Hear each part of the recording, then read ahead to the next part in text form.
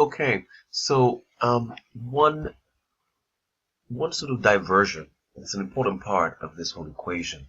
So far, I'll just write the letters down. We are now comfortable. I'm going to start writing out.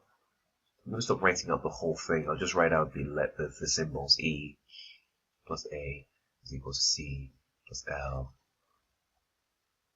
plus I. There's one final letter that we include in here, and this is really, it's called drawings, and we'll discuss what drawings are. I'll explain using the equation. Let's start a business, and the owner invests, say, 50,000 into the business, or lends the business 50,000. So the business now has 50,000 in the bank, and the business borrows another 100,000. So the business now has 100,000 in the bank.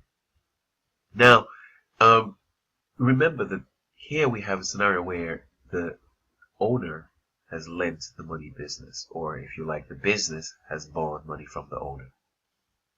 Now, if you remember, this idea of business entity, you can have, we're talking about the one person, you can have the one person, the one individual. The business is a completely separate business entity. It's just it's its own being. Now, during the period, the owner might take money out of the business. He might just take money out of the till, I don't know, to quickly do something for his own personal use. So drawings, if you like, are money, and to a certain extent, but not in this syllabus, I'm not going to be looking at that, goods taken by the owner for their own personal use, for personal use. So really, the question is, how do we recognize that? Remember, we always have two transactions. I mean, the key point is you could theoretically say that, well, if the owner takes money out of the till, he is indirectly reducing the amount of money owed to him by the business. So, for example, if he takes out £5,000 out of the bank, well, I guess it obviously makes sense to take out £5,000 out of capital and argue that in effect what's happened is that the owner only ever lent to the business 45,000 because the 50,000 he gave us, he's taken 5 back. Now, if this was a one-off, this would make sense for you to go, attack it. So not attack, but deduct it from capital. But this typically isn't the case. What we actually have is that owners take money out, and will return it, and that's sort of the scenario.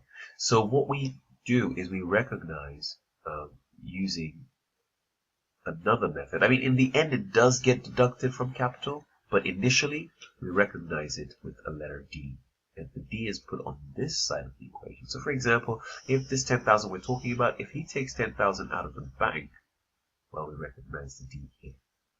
You're right. When we finally prepare our financial statements, this D will eventually be brought over to this side and be deducted from here. So, in effect, the way this equation is going to look in the end is that you will have A is equal to C plus L plus I minus E minus D.